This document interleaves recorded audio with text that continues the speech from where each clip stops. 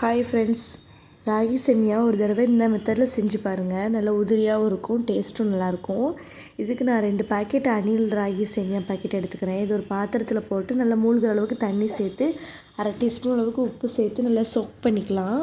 இப்போ இதை நல்லா வடிகட்டி ஒரு இட்லி தட்டில் இந்த மாதிரி நல்லா ஸ்ப்ரெட் பண்ணிக்கோங்க. ஸ்ப்ரெட் பண்ணதுக்கப்புறமா ஒரு 5 மினிட்ஸ்க்கு நல்லா ஸ்டீம் பண்ணி எடுத்துக்கோங்க.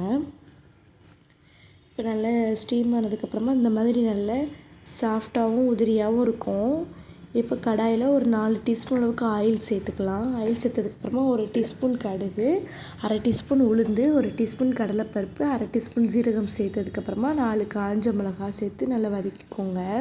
இப்போ ஒரு கொத்து கருவேப்பிலை, ஒரு மீடியம் சைஸ் வெங்காயம் சேர்த்து இது வதங்கிறதுக்காக ஒரு 1/2 டீஸ்பூன் அளவுக்கு உப்பு சேர்த்துக்கலாம். உப்பு சேர்த்து நல்லா வதக்கினதுக்கப்புறமா நம்ம ராகியும் எடுத்து சேர்த்துக்கலாம்.